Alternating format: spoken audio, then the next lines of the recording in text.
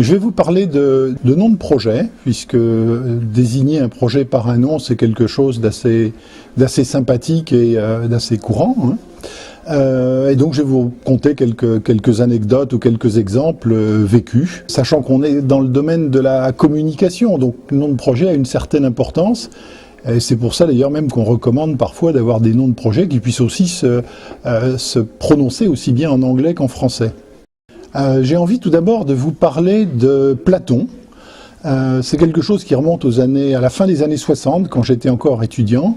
Et c'est un nom qui m'avait beaucoup séduit. J'avais trouvé ça remarquable de la part de ceux qui avaient inventé ce nom. Comme ça, on a décrit très très bien finalement ce qu'était le projet ou le système en question. Prototype, Lagnonnais, c'est à Lannion. Autocommutateur, on est dans le domaine donc de la commutation téléphonique. Temporel, commutation temporelle. Et organisation numérique, disons ordinateur, informatique si vous voulez. Simplement à cette époque-là, on n'utilisait pas forcément ce vocabulaire-là. Prenez la loi de Moore à l'envers et vous verrez que c'était encore modeste à l'époque. Bon, maintenant j'ai un autre projet que je voulais évoquer rapidement. C'est un projet qui s'est appelé Strip. C'est un projet très ancien, dont je ne me souviens plus des détails, à vrai dire, et qui lui aussi avait été baptisé en prenant une signification pour chacune de ces lettres. Je ne me souviens plus exactement, mais ça pouvait être quelque chose comme système de télémesure des radiations ionisantes primaires ou quelque chose de ce genre-là. Et ce qui est remarquable, c'est que comme souvent d'ailleurs les projets, ce projet a eu un successeur qu'il a fallu baptiser.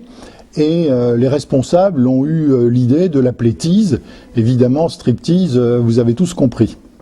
On pourrait évoquer maintenant un projet plus spécifiquement du domaine des télécoms. On pourrait parler de Pavois, puisqu'il s'agit dans le domaine des points d'accès vidéotexte d'un système qui était système de gestion, hein, point d'accès vidéotexte, organe d'intervention et de supervision. Donc là aussi, on avait choisi un nom basé sur une signification pour chacune des lettres.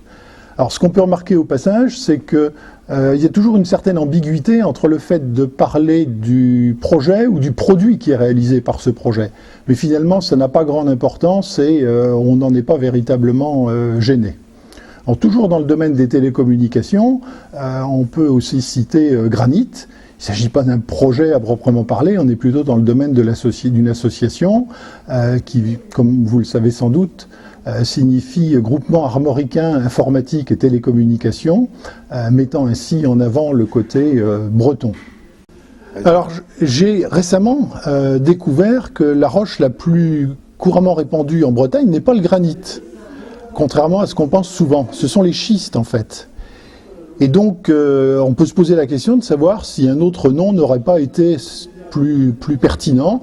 Donc, je me suis un petit peu creusé et j'ai trouvé une signification possible de schiste pour cette association Granit, à savoir structure créée pour hausser l'image des sociétés de télécommunications établies sur notre sol. Bon, voilà, un petit clin d'œil. Donc, pour redevenir plus sérieux, je vais vous parler de quelque chose qui était assez fréquent dans la société où je travaillais, à savoir on donnait des noms aux projets. Or bien souvent les projets avaient déjà un nom choisi par le client, mais dans certains cas il n'y avait pas de nom. Et donc on aimait bien essayer de trouver un nom pour le projet, y compris dès la soumission d'une proposition. Donc on avait une proposition qui commençait par quelque chose comme pour faciliter la désignation de ce projet ou du système à construire, nous proposons de l'appeler Tartampion, etc. Et donc on a connu un certain nombre de cas de figure où effectivement le nom a été adopté par le client, a été l'objet donc d'un projet qu'on a réalisé, et c'est une situation finalement assez plaisante et assez fréquente.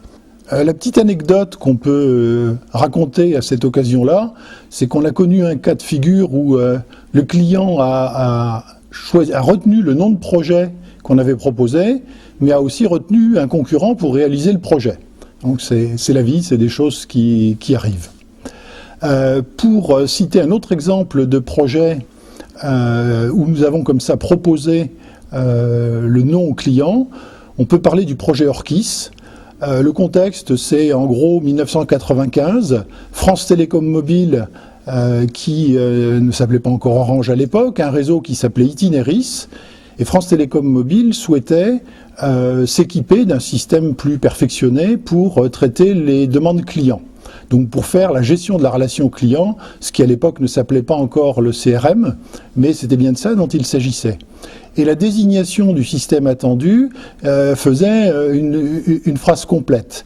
Et donc là, on a proposé un nom qui est Orchis, outil de réponse aux clients d'Itineris, dès la réponse à la consultation. Et donc ce nom a été retenu, s'est diffusé, a été utilisé par les équipes, par la hiérarchie. Et on a comme ça, puis on a fait le projet bien entendu. Alors ce que je vous dois peut-être comme explication, c'est qu'est-ce que c'est que Orchis? Eh bien Orchis c'est une plante de la famille des orchidées. Alors vous connaissez bien sûr ces plantes, ces orchidées exotiques qu'on trouve chez les fleuristes, etc. Ce que vous savez peut-être moins, c'est qu'il en existe aussi à l'état sauvage, naturel, en France, des quantités importantes d'ailleurs, puisqu'il y a une bonne centaine d'espèces. Et parmi ces espèces, il y a le fameux Orchis. C'est des plantes qui poussent majoritairement sur des terrains calcaires, et c'est la raison pour laquelle on en trouve peu en Bretagne. Donc si on en revient au nom du projet Orchis, l'adoption de ce nom a été un succès important, côté client, côté fournisseur, côté hiérarchie, etc. Ceci dit, il est apparu deux inconvénients au choix de ce nom. Le premier, c'est le fait qu'il s'agit d'une plante qui en réalité n'est pas connue. Ce nom-là est très peu connu. Maintenant, vous le connaissez, mais ce n'était pas le cas il y a quelques instants. Et puis, on ne sait pas non plus, quand on le voit pour la première fois, s'il faut prononcer Orchis ou Orchis, ce qui, d'un point de vue communication, est quand même pas terrible.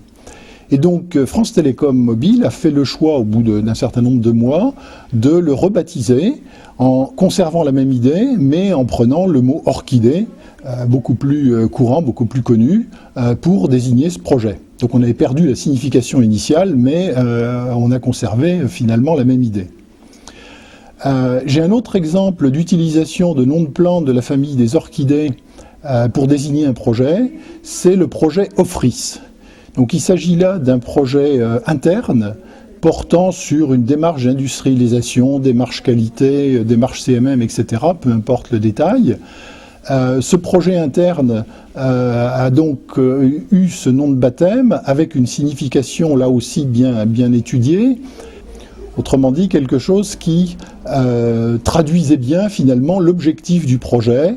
Là aussi, diffusion importante dans les équipes, image du projet, etc. Donc ce fut aussi un nom bien adapté. À ceci près qu'on a mis un i au lieu du y, mais on ne va pas s'offusquer pour les détails. Une Ofris, c'est quoi? C'est une plante, là aussi, de la famille des orchidées qu'on trouve en France. C'est des plantes très très particulières, même si elles sont discrètes, elles ressemblent beaucoup souvent à des insectes, au niveau de la forme, de la couleur, de la pilosité, et y compris dans la production de phéromones pour l'attirance sexuelle. Autrement dit, vous pouvez avoir la chance un jour de voir des insectes tentant de s'accoupler avec ces fleurs du fait de cette attirance. Donc c'est pour la pollinisation, bien entendu, vous l'avez compris. Ce projet a eu un successeur au niveau national. Il a été appelé Sirocco, donc cette fois ça n'a plus rien à voir avec le nom des plantes. Et bon, je crois que je vais m'arrêter là après avoir évoqué comme ça une dizaine de noms de projets. J'espère que ça vous aura un minimum intéressé. Et puis si vous avez un petit peu de curiosité sur le sujet des orchidées que j'ai aussi évoqué, eh bien vous avez Internet qui vous tend les bras et il y a d'autres sources également.